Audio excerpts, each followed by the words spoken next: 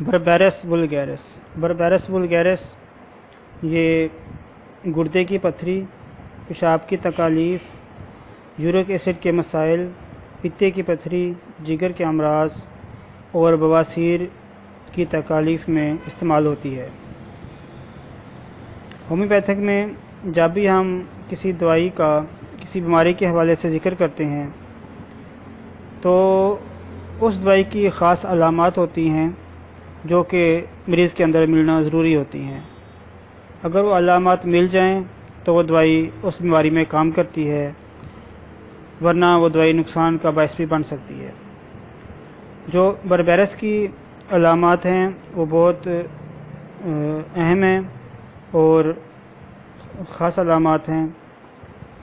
بربیرس کی جو تکلیف ہوتی ہے اس سے حرکت میں اضافہ ہوتا ہے اور اس کے درد کو دبانے سے یا پریشر ڈالنے سے زیادہ نہیں ہوتا، بلکہ کھڑے ہونے سے یا حرکت سے زیادہ ہوتا ہے۔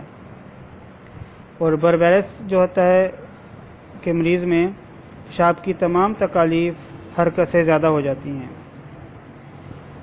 یہ بربیرس جو ہے یہ گردے کی پتھری میں مشہور ہے اور یہ تقریباً ہر طرح کی گردے کی پتھری میں استعمال ہوتی ہے۔ جگر پر اس کا خاص اثر ہوتا ہے اور اس کے استعمال سے بائل کے جو مسائل ہیں وہ بہتر ہو جاتے ہیں۔ بربیرس میں چلتے پھرتے درد بھی پائے جاتے ہیں، یعنی کبھی کسی جگہ اور کبھی کسی اور جگہ، اور اس طرح کے درد جو ہوتے ہیں وہ بینزوئک ایسڈ وہ بھی ہومیوپیتھک دوائی ہے، اس میں بھی اس طرح کے درد پائے جاتے ہیں۔ اور پھیلنے والے درد، یعنی کسی ایک پوائنٹ سے درد شروع ہوتا ہے اور چاروں سمت میں درد پھیلتا ہے، یہ بھی بربیرس کی خاص علامت ہے۔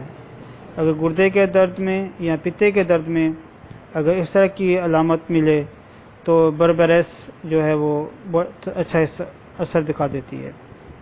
اس کے بعد جو اہم بات ہے وہ یہ ہے کہ بربیرس کو مدر ٹنکچر میں استعمال کرنا ہے لو پوٹینسی یا ہائی پوٹینسی میں، تو وہ ایک ڈاکٹر جو ہوتا ہے وہ مریض کی کنڈیشن اور طبیعت اور اپنے تجربے کی بنیاد پر میڈیسن کی پوٹینسی سلیکٹ کرتا ہے۔